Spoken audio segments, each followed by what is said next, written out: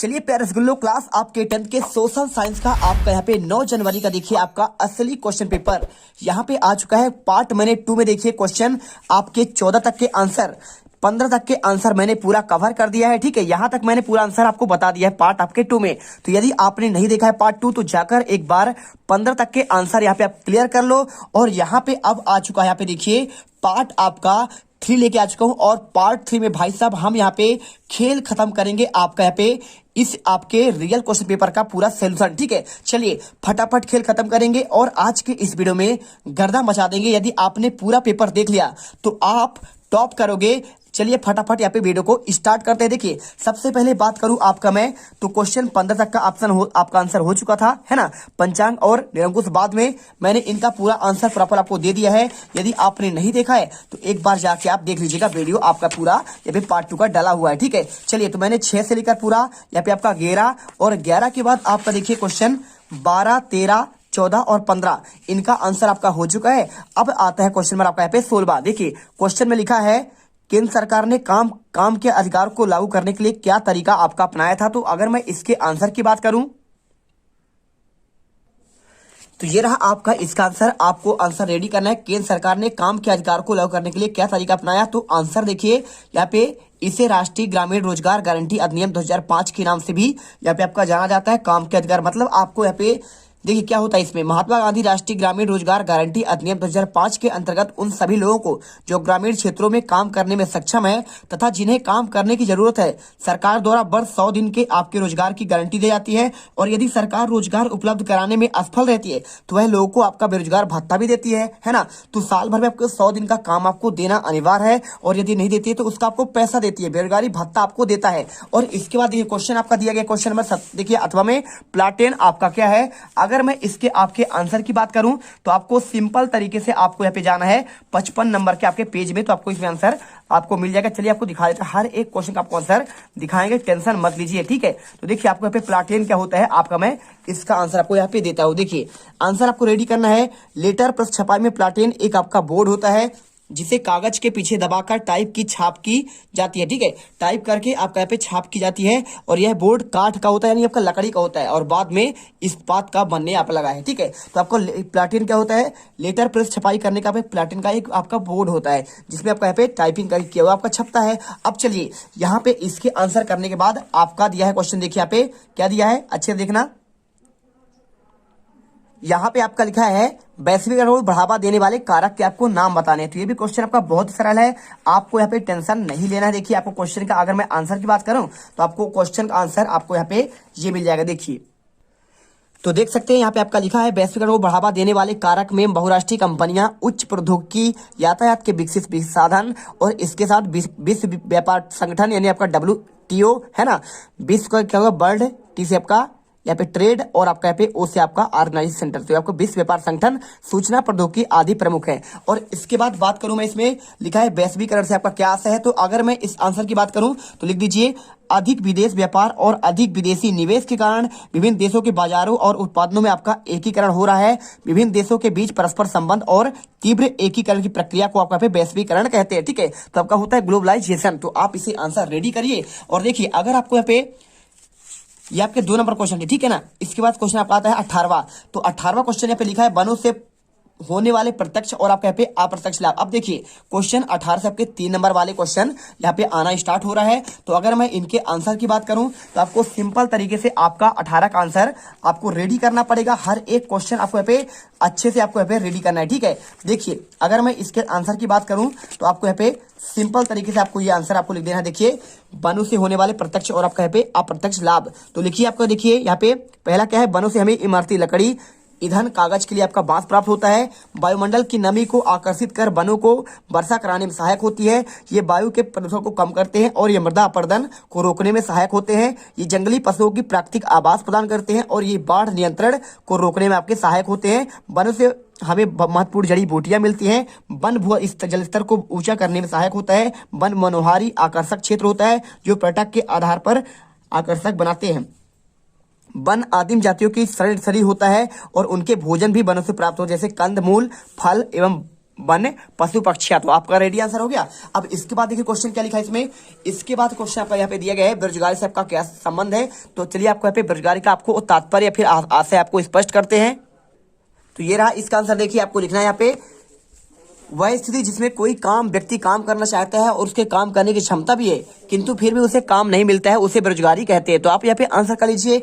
इसके अलावा अगर आपसे कोई पूछे तो आप यहाँ पे शिक्षा का आशय क्या है आप इसको भी पढ़ सकते हैं, है ना। प्राथमिक क्या है, सेवा क्षेत्र को परिभाषा की बात कर रहा है तो इन्हें पढ़ लीजिएगा। आपके वार्षिक की दृष्टि से आपके सारे आईएमपी क्वेश्चन है, ठीक है। चलिए इसके बाद अगर मैं बात करूं क्वेश्चन 19वां, संघात्मक सरकार के आपके पे 4 लक्षण आपको बताना है। तो अगर मैं इस क्वेश्चन का आपको आंसर की बात करूं तो संघात्मक शासन के आपको 4 लक्षण आपको यहाँ पे सिंपल तरीके से बता देना है। देख लीजिए आपको यहाँ पे आंसर दिया है। पहला आपको लिखना है शक्तियों का बंटवारा करना, है ना। और आपका दूसरा पॉइंट लिखा है लिखित तथा कठोर आपका संविधान है। और साथ में तीसरा पॉइंट आपका पे स्वतंत्र और निष्पक्ष आपका न्यायपालिका है। तो आपको यही पॉइंट आपको याद करना है, बाकी तो आप इनके बारे में थोड़ा बहुत आप लिख ही सकते हैं अपने से। और इसके बाद देखिए क्वेश्चन 3 पॉइंट लिख दीजिएगा, आपको नंबर मिल जाएगा। लेकिन आपको ऐसे 5 दिए गए हैं क्योंकि आपको पूरे तो याद अच्छे से होंगे नहीं। द्विसदनीय विधान पालिका, तो आप यहाँ पे पॉइंट याद कर लीजिए और पढ़ लीजिएगा। यहाँ पे आपको सिंपल था। देखिए आपके यहाँ पे द्विसदनीय मतलब हमारे देश में यहाँ पे आपके 2 सदन है, एक आपका उच्च सदन लोकसभा और आपका एक निम्न सदन आपका राज्यसभा होता है। दोहरा शासन मतलब क्या होता है, यहाँ पे आपका एक केंद्र का सरकार होता है और एक आपका यहाँ पे राज्यों का सरकार होता है। जैसे देखिए मध्य प्रदेश के मुख्यमंत्री कौन है, शिवराज सिंह चौहान है। तो आपका मध्य प्रदेश का मंत्रिमंडल अलग है और केंद्र में आपके पे नरेंद्र मोदी है, प्रधानमंत्री हैं। तो आपका इसे कहते हैं दोहरा शासन, ठीक है। पूरा देश अलग चलाते हैं और मध्य प्रदेश में अलग चल। देखिए अगर मैं बात करूं केंद्र में देखिए भाजपा की सरकार है, लेकिन गुजरात में आप जाओगे, आप यहाँ पे राजस्थान में जाओगे तो कांग्रेस की सरकार मिलेगी। तो आपको इस प्रकार से यहाँ पे आपका आंसर करना पड़ेगा। इसके बाद देखिए अभी तो आपका यहाँ पे कांग्रेस सरकार वहां पे नहीं है, कहाँ पे, गुजरात में भाजपा की सरकार है। और इसके बाद देखिए क्वेश्चन आपका यहाँ पे आता है 19 का आपका अथवा क्वेश्चन बहुत ही बेहतरीन क्वेश्चन है। देखिए जैव विविधता क्या है और ये मानव जीवन के लिए क्यों आपका यहाँ पे महत्वपूर्ण है। देखिए जैव विविधता मतलब आपका होता है बायो डाइवर्सिटी होता है, ठीक है। तो अगर मैं आपका इसका आंसर की बात करूं, देखिए जैव विविधता वन जीवन और कृषि फसलों में विविध प्रकार का प्रतीक है और वनस्पति और वन जीव में अनेक प्रकार के पेड़ पौधे, जीव जंतु, मनुष्यों में मानव की अनेक जातियां उपजातियां पाई जाती हैं। और इन्हें आप कहाँ पे देखिए क्या होता है, पूरा आपका जैव विविधता मतलब पूरा देखिए बहुत सारे आपके जीव जंतु है, ये सभी आपके इकट्ठे रहते हैं ना। मनुष्य तो आपका जहाँ पे रहता है यहाँ पे भिन्न भिन्न प्रकार के जानवर मनुष्य पाए जाते हैं, इन्हें कहते हैं आपका यहाँ पे जैव विविधता कहलाता है, बायोडाइवर्सिटी कहलाता है। यानी आपका देखिए एक बगीचा है और उसमें अनेक प्रकार के फूल खुले हैं, मतलब समझने का मतलब आपका वही है। पूरा आपका पे जितने आपके सब कुछ आपको देखते हैं ये आपके सब आपके जैव विविधता यानी आपको डाइवर्सिटी के अंतर्गत आते हैं। और जैव विविधता के कारण मनुष्य को आवश्यकता अनेक प्रकार की वस्तुएं प्राप्त होती है जिसका उसका जीवन पृथ्वी पर बना हुआ है, ठीक है। यदि आपके पेड़ पौधे ना हो तो आप क्या करेंगे, खाना कहां से खाएंगे। और इसके साथ आपके यहाँ पे जंगल ना हो तो आप यहाँ पे लकड़ियां कहां से प्राप्त करेंगे। और यदि इंसान ही ना हो तो भी तो आपका प्रॉब्लम है ना। तो हर चीज आपका यहाँ पे सिस्टमेटिक आपका बना हुआ है। आंसर रेडी करिए। इसके बाद क्वेश्चन आता है देखिए आपका यहाँ पे 20वां, बांग्लादेश के ग्रामीण बैंक पर आपको टिप्पणी लिखना है। कैसे करेंगे आप इसका आंसर। तो चलिए आपको क्वेश्चन आपका 20 का भी आंसर आपको यहाँ पे दे देते हैं क्योंकि हर एक क्वेश्चन का आपको आंसर देना जरूरी है। देख लीजिए आपको यहाँ पे मिल जाएगा बांग्लादेश के ग्रामीण बैंक के आपका यहाँ पे टिप्पणी। तो आप आंसर कर लो। बांग्लादेश ग्रामीण बैंक का सफल इतिहास रहा है और इसकी सफलता सस्ती ब्याज दरों में गरीब को ऋण देने में होता है। और यहाँ पे आपका पूरा लिखे हो देखिए वहाँ पे 60 लाख कर्जदार है और बांग्लादेश के 40,000 गाँवों में आपके फैले हुए हैं।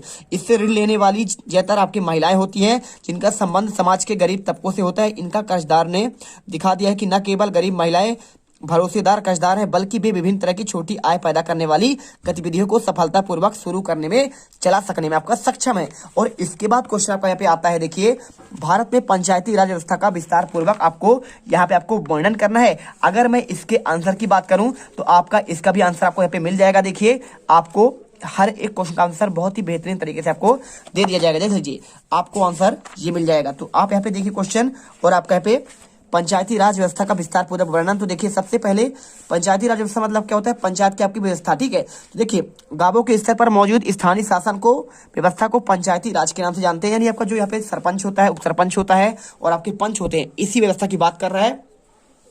तो होता कहाँ पे देखिए कैसे आपका यहाँ पे इसके ऊपर आपका जिला परिषद काम करता है। तो ग्रामीण स्तर पर होता है। देखिए यहाँ पे ग्रामीण स्तर प्रत्येक गांव में आपका एक ग्राम पंचायत होता है। देखिए 3-4 गांव मिलकर एक आपका ग्राम पंचायत होते हैं जिनमें आपका एक सदस्य और आपका यहाँ पे एक अध्यक्ष होता है।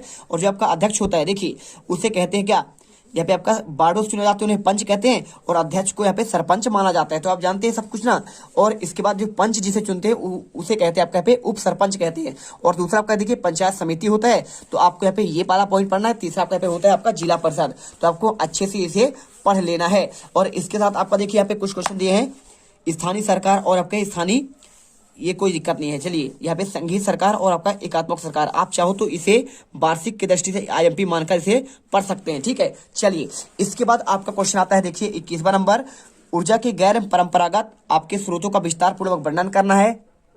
तो अगर मैं इसके आंसर की बात करूं तो आपको सिंपल तरीके से देखिए आपको यहाँ पे आंसर आपको मिल जाएगा। देखिए ये क्वेश्चन आपका यहाँ पे 4 नंबर के आपके दीर्घ उत्तरी क्वेश्चन है, तो आपको दीर्घ उत्तरी क्वेश्चन ही आपको यहाँ पे देखिए आपका दिया गया है। ऊर्जा के गैर परंपरागत स्रोतों के विस्तार पूर्वक वर्णन। देखिए सबसे पहला आपका सौर ऊर्जा, ठीक है।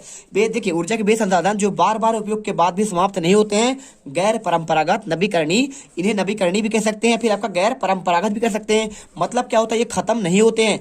सूर्य की रोशनी आप क्या खत्म कर सकते हैं, नहीं कर सकते हैं। इसी प्रकार आपका यहाँ पे हवा ऊर्जा को आपका पवन ऊर्जा बोलते हैं उसे, उसको भी खत्म नहीं कर सकते हैं। इसके साथ देखिए आपका बायोगैस हो गया, और इसके साथ देखिए यानी आपका कचरा, और इसके साथ ज्वारीय ऊर्जा यानी समुद्र में आपका ज्वार और जो भाटा आता है, और भूतापीय ऊर्जा। तो आपको यहाँ पे पॉइंट बाय पॉइंट सौर ऊर्जा, पवन ऊर्जा के बारे में देखिए लिखा गया है यहाँ पे।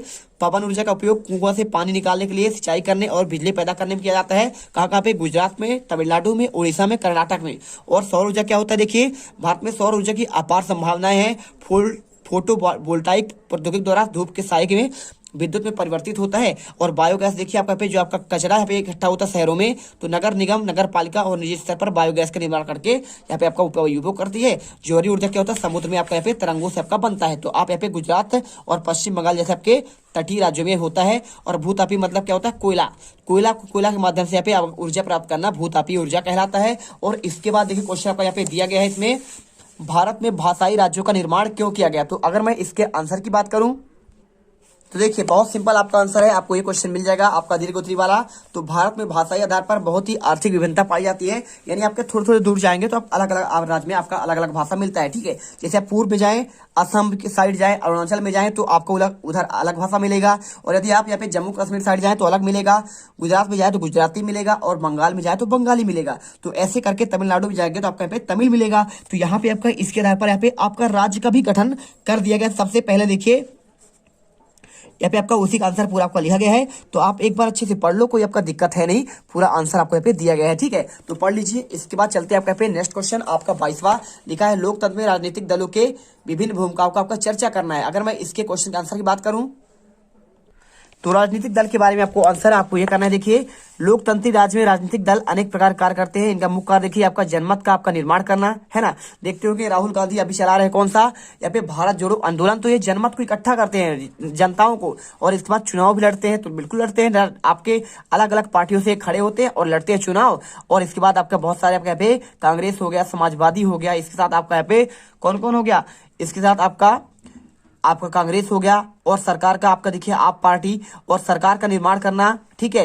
सरकार का निर्माण कर जो आपका दल चुना जाता है, जिसे बहुमत मिलता है, वो आपका सरकार का निर्माण करता है। विरोधी दल की स्थापना होती है, देखिए जो हारता है आपका विरोधी पार्टी में जाता है। और जनता दल सरकार के बीच आपका कड़ी क्या होता है, प्रतिद्वंदी होते हैं, और आपको यहाँ पे विधानसभा में अनुशासन बनाए रखते हैं, और आपको यहाँ पे आंसर कर देना है। चलिए इसके बाद आपका यहाँ पे कुछ है खास क्वेश्चन आपका इसमें है नहीं, कुछ क्वेश्चन देखिए आपको यहाँ पे क्वेश्चन दिए गए हैं। बहुदलीय प्रणाली से क्या समझते हैं, आप इसे एक बार पढ़ लीजिएगा। साथ में शपथ पत्र क्या होता है, राष्ट्रीय पार्टी किसे कहते हैं, बर्लुस्कोनी कौन है, और दल बदल आपका यहाँ पे क्या है। तो आप एक बार इनको पढ़ लीजिए, राष्ट्रीय दल और प्रांतीय दल में आपको अंतर यहाँ पे आपको पढ़ लीजिए, चाहिए क्योंकि आपके क्वेश्चन यहाँ पे आपका आएंगे, ठीक है। अगर क्वेश्चन में आपका आए राष्ट्रीय राजनीतिक दलों की कोई आपके 5 कार्य, तो आप यहाँ पे 5 कार्य भी आप यहाँ पे से पढ़ सकते हैं। चलिए इसके बाद क्वेश्चन आपका आता है आपका 22वां हो चुका। अब इसके बाद आता है देखिए आपका 23वां क्वेश्चन आपको दिया गया है, सबने अवज्ञा आंदोलन का आपको वर्णन करना है। तो यहाँ पर देखिए क्वेश्चन आपका दिया गया है, सबने अवज्ञा आंदोलन का आपको वर्णन करना है। देखिए क्वेश्चन आपके यहाँ पे जो क्वेश्चन आपका यहाँ पे ये वाला क्वेश्चन है, और आपका यहाँ पे ये वाला क्वेश्चन, तो आपका क्वेश्चन आपका रिपीट हुआ है। तो इसके जगह में आपका यहाँ पे क्वेश्चन आपका दूसरा है, आपको मैं बताऊं कौन सा क्वेश्चन आपको यहाँ पे रेडी करना है। देखिए अगर मैं इसके आंसर की बात करूं, सबने अवज्ञा आंदोलन की, तो देखिए अगर आपको सबने अवज्ञा आंदोलन की बात करें तो आप यहाँ पे लिख दीजिए, देखिए गांधी जी ने सबने अवज्ञा आंदोलन शुभारंभ नमक कानून का उल्लंघन कर किया था। कैसे किया था, देखिए 12 मार्च 1923 को गांधी जी ने दांडी के लिए प्रस्थान किया। और यह घटना दांडी यात्रा के नाम से, आपने दांडी मार्च सुना होगा ना, कब 12 मार्च 1930 को इन्होंने स्टार्ट किया था, आपको लिखना है। ठीक है, नमक कानून का यहाँ पे आपका विरोध किया था। और इसके बाद देखिए नमक कानून तोड़कर नमक बनाया जाए, और इनका मांग किया था, देखिए विदेशी वस्त्रों को त्याग कर उनकी होली जलाई जाए, शासकीय नौकरी को छोड़ा जाए और जनता सरकार को ना दे। ठीक है, चलिए जनता सरकार को आपको कर ना दे, कर यानी आपका यहाँ पे जो आपको दिया जाता है, ठीक है, जानते ही कर यानी आपका जीएसटी जो होता है, तो आपको ना दे। और इसके अलावा देखिए क्वेश्चन आपको इन दोनों के आधार क्वेश्चन आपका रिपीट है, तो इनके जगह में आपको क्वेश्चन आपको यहाँ पे रेडी करना है आपका ये वाला। देखिए हर एक क्वेश्चन आपको समझा देंगे कौन सा क्वेश्चन आपको यहाँ पे रेडी करना है। देखिए आपका यहाँ पे जलियांवाला बाग का आपको हत्याकांड, ठीक है, तो आपको देखिए अच्छे से आपको यहाँ पे जलियांवाला बाग का हत्याकांड आपको लिखना है। रॉलेट अधिनियम 1919 को लागू हुआ था और विरोध में पूरे देश में आवाज उठी। पंजाब में रॉलेट अधिनियम का विरोध हुआ था। पंजाब में ब्रिटिश सरकार ने अपने जगह जगहों पर लाठी गोली चलवाई थी। और 10 अप्रैल को कांग्रेस के 2 प्रभावशाली नेता सत्यपाल और आपका डॉक्टर सैफुद्दीन किचलू को गिरफ्तार कर लिया गया था। और 13 अप्रैल बैसाखी के दिन जब इसका आपका दिन देखो विरोध सभा हुआ, तो वहां पे जनरल ओडायर ने अपने सैनिकों के साथ पहुंचा और लगातार लगभग 800 से अधिक व्यक्ति मारे गए थे और 2000 लोग आपके घायल हुए थे। तो उसे को देखिए आपका पे जलियांवाला वाला हत्याकांड अमृतसर में होता, आपने सुना होगा इसका नाम, आप इसे याद करिए। इसके अलावा आप देखिए यहाँ पे आपको यहाँ पे याद करना है, साइमन कमीशन पर आपको टिप्पणी पढ़ना है। तो आप यहाँ पे साइमन कमीशन के बारे में आप एक बार पढ़ लीजिएगा, ठीक है। यहाँ पे आपका लिखा साइमन वापस जाओ का नारा इन्होंने दिया था। और इसके अलावा देखिए आपको यहाँ पे दांडी मार्च के बारे में आपका क्वेश्चन आपको यहाँ पे ये मिल जाएगा। तो दांडी मार्च भी आप यहाँ पे क्या समझते हैं, आप इसे पढ़ लीजिएगा पूरा। आपको देखिए 78 या सहयोगी के साथ आपके यात्रा में भाग लिया था और इन्होंने जो है नमक कानून यहाँ पे तोड़ा था। तो आपको इसके बारे में यहाँ पे लिखा गया है, इसे पढ़ लीजिएगा। और इसमें कोई खास क्वेश्चन आपका है नहीं, है ना, तो आप यहाँ पे पढ़ लीजिए इनको। और इसके अलावा देखिए क्वेश्चन आपका यहाँ पे कुछ आपका है नहीं। इसके बाद क्वेश्चन आपका जो नेक्स्ट क्वेश्चन है आपको यहाँ पे देखिए नेक्स्ट पेपर आपको इसके बाद आपको उसका आंसर आपको मिल जाएगा, ठीक है। तो फटाफट आप इन्हें याद कर लो, क्योंकि आपका ये क्वेश्चन यदि आप रेडी कर लेते हैं तो आप यहाँ पे पूरे के पूरे 75 में से 75 नंबर लेके आओगे। तो यहाँ पे आपका पेपर यहाँ पे समाप्त होता है। मिलते हैं आपके अगले एक नेक्स्ट वीडियो पर, और उस वीडियो में आपका पे देखिए आपका दूसरा पेपर, आपका जो दूसरे जिले का पेपर है, हम आपको इसको करवा देंगे 2 पेपर में। आप यहाँ पे पूरा A to Z क्वेश्चन आपका बाहर नहीं जाएगा, कोई भी आपका जिला हो, कैसा भी आपका पेपर हो, पूरे आपके यहाँ पे नंबर आएंगे 75 में 75 और आप यहाँ पे पेपर में गर्दा उड़ा दोगे, ठीक है। जय हिंद, जय भारत।